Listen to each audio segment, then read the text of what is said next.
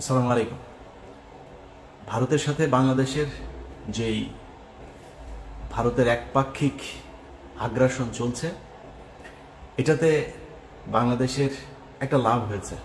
সেটা হচ্ছে পুরো জাতি আমরা এক, দেশের প্রশ্নে দেশপ্রেমের জন্য আমরা এক জায়গায় চলে এসেছি। এটা হচ্ছে বাংলাদেশের লাভ।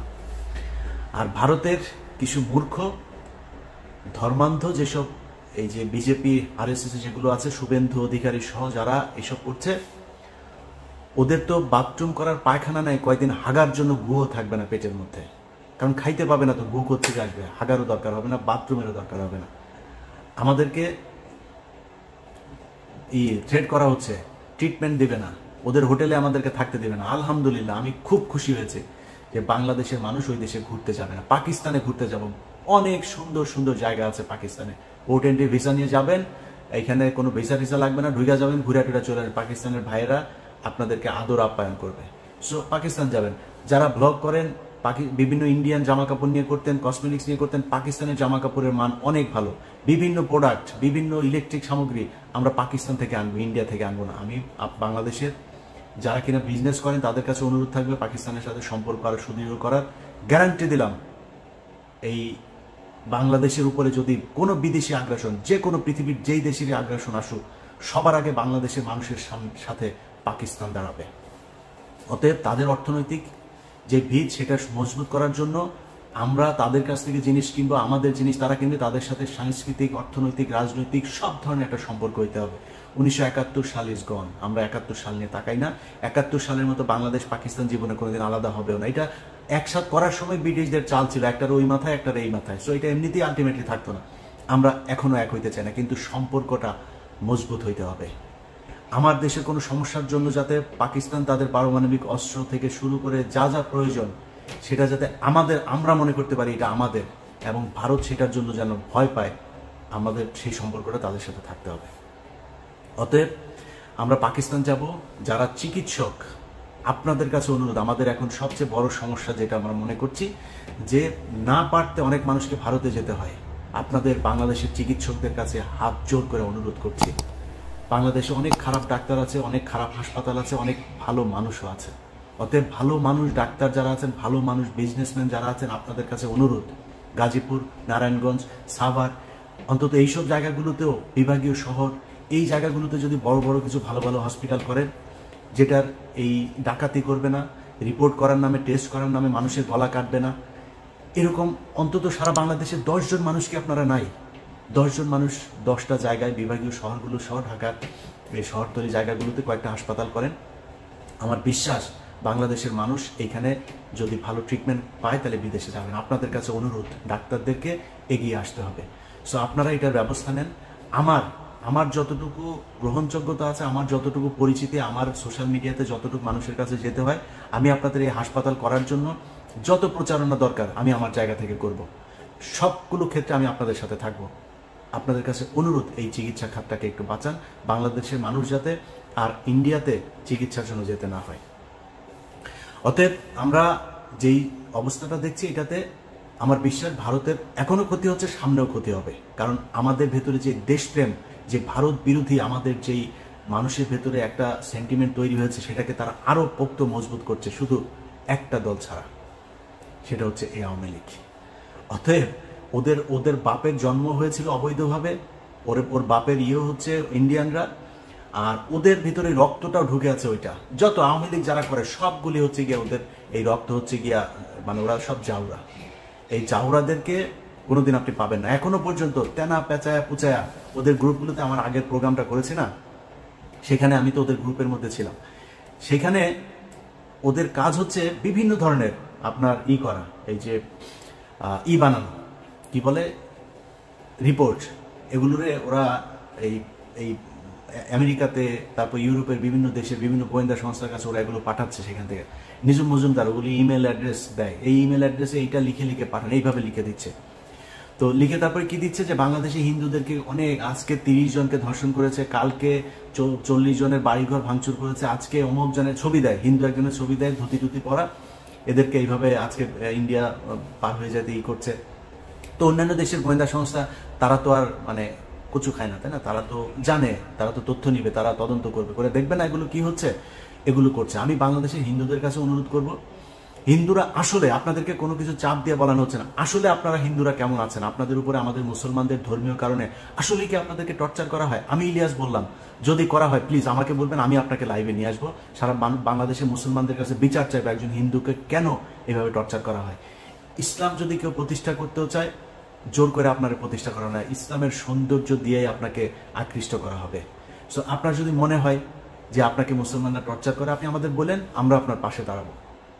আমি কথা দিচ্ছি, অনেক মানুষ হয়তো মনে করেন আমি খুব হিন্দু বিদ্বেষ, আরে ভাই আপনার বিদ্বেষ দিয়ে আমি কি করবো? বাংলা পৃথিবীর মধ্যে 180 কোটি 200 কোটি মুসলমান, এত মুসলমান দরকার নাই তো ভাই, বহুত মুসলমান আছে, মুসলমানরাই ইসলাম পালন করেন। আপনি হিন্দু বা কোন ধর্ম পালন করলে আমার সমস্যা আছে না, আপনি আপনার ধর্ম করেন ভাই, আমি আমার ধর্ম করব। আমি আমার ধর্মের সৌন্দর্যটা, আপনার সাথে যদি ওইরকম সম্পর্ক হয়, আমি বলবো যে ভাই আমার ধর্মটা এই, আপনার ভাল লাগলে আপনি ডিসিশন নিয়ে নেবেন আপনি কোন ধর্ম পালন করবেন। সো আপনাদেরকে জোর করে কেউ ধর্ম পালন করাইতে যাবে না, এবং ধর্মের কারণে বাংলাদেশে কোনোদিন কোনো হিন্দুর উপরই করে না।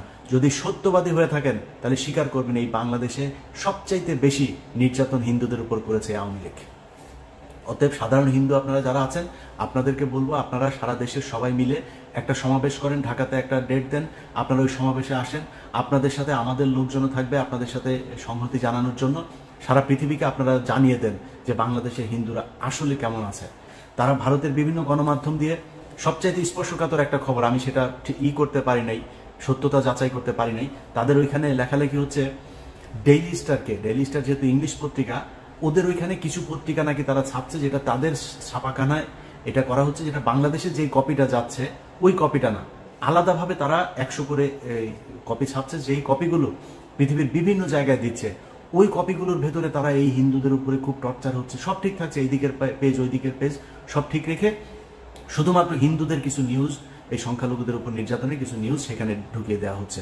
ওই কপিটা তখন পাঠিয়ে দেওয়া হচ্ছে। এখন একটা ইংলিশ পত্রিকার যখন মূল কপি আপনাকে প্রিন্ট কপি যখন দেওয়া হবে, তখন তো একটা দেশ বিশ্বাস করবো, আচ্ছা ডেইলি স্টারের মতো পত্রিকা এটা বলেছে, তাহলে তো বোধহয় এটা সত্যি। এটা করা হচ্ছে, আমি মনে করি গোয়েন্দা সংস্থার এটা যাচাই করে দেখা উচিত। আমি লাস্ট প্রোগ্রামে যেই স্ক্রিনশট, ওইখানে অনেকের ফোন নাম্বার আছে। লেফটেন্যান্ট কর্নেল রেদওয়ানকে শুনলাম গ্রেপ্তার করা হয়েছে, জেড খান পান্না তাকে গ্রেপ্তার করা উচিত। যে ফোন নাম্বারগুলো, বাংলাদেশি ফোন নাম্বারগুলো যেখানে দেওয়া আছে, অনেকের ছবি অনেকের ভিডিও সেখানে প্রচার করা হয়েছে, আপনাদের উচিত তাদেরকে ধরে জিজ্ঞাসাবাদ করা।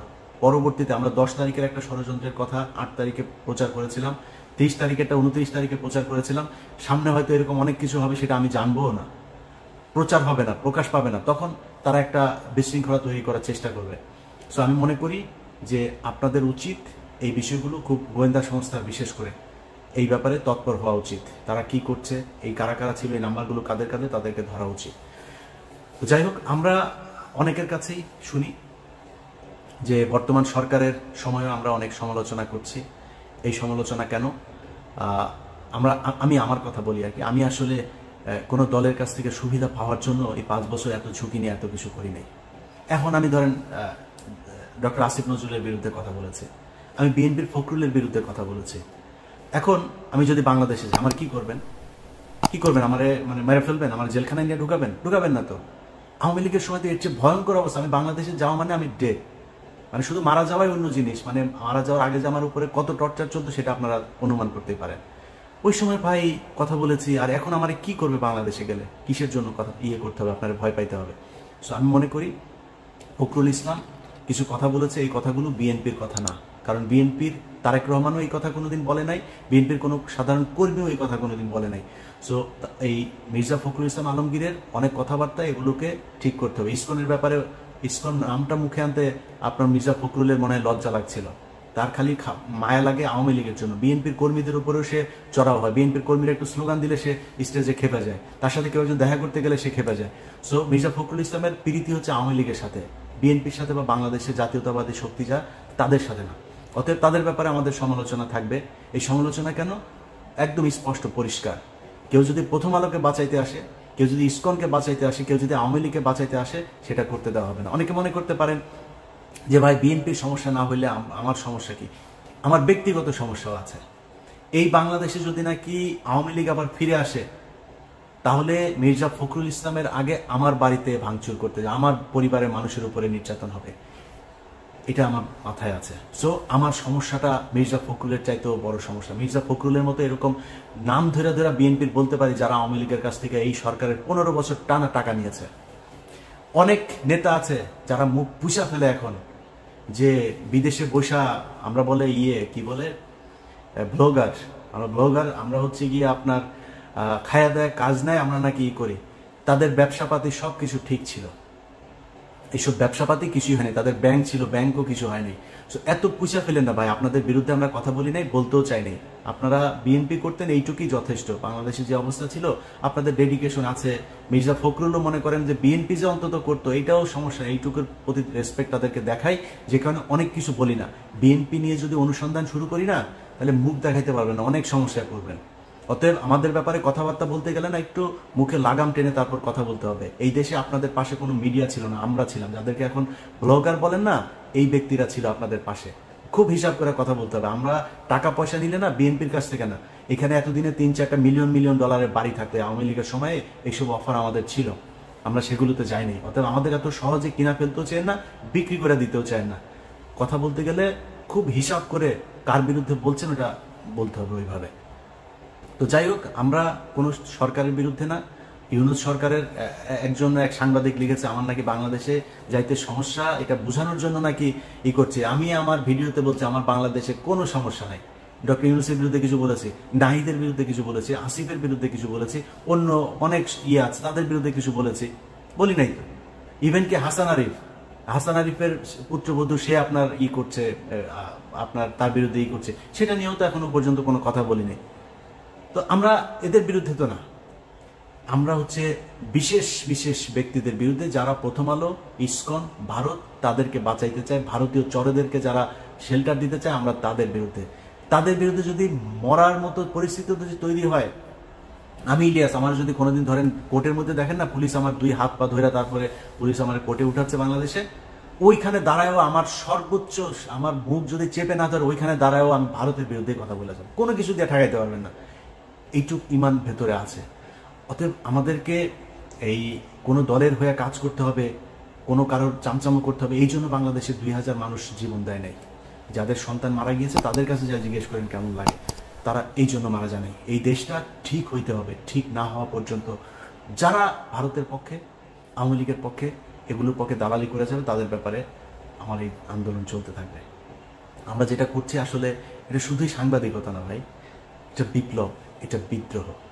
অতএব মাথায় রাখতে হবে যে কোনো পরিস্থিতিতে আমাদের উদ্দেশ্য একটাই থাকতে হবে, সেটা হচ্ছে ভারত কোনোভাবে এই দেশে দাদাগিরি করতে পারবে। আপনি চুরি করেন ভাই, বিএনপির লোকজন আপনারা যেখানে যা পারেন, চুরি বাটপারি যা চলতেছে অনেক কিছু, সেটা বলতেছি না, চলতে থাকুক, সমস্যা নাই। টাকাটা বাংলাদেশে থাকতে হবে, কারোর উপর বেশি জুলুম করেন না। আওয়ামী লীগের জিনিসপত্র সব আপনারা টেক ওভার করছেন, আপনার সুইচিং হচ্ছে, কোনো সমস্যা নাই, এটা নিয়ে কিছু বলছে না। কিন্তু ভারতের ব্যাপারে আর আওয়ামী লীগের লোকজনের শেল্টার দেওয়ার ব্যাপারে খুব সাবধান হইতে হবে। কোথাও যদি শুনি কেউ, সেটা জামাতের আমিরও যদি হয় না, আওয়ামী লীগের কারোর করছেন, আমি কিন্তু জামাতের আমিররা ছাড়বো না। অতএব আমি জামাতের আমিরকে রেসপেক্ট করি, তারেক রহমানকে রেসপেক্ট করি, বিএনপির নেতাদের রেসপেক্ট করি, কর্মীদের রেসপেক্ট করি, ছাত্র শিবির, এই জামাত ইসলাম সবাইকে রেসপেক্ট করি, কিন্তু ওই জায়গায় আমি খুব এইটার জন্য আমাদের যে কত করবেন, বুঝাবেন, করবেন, এটাতে লাভ হবে না।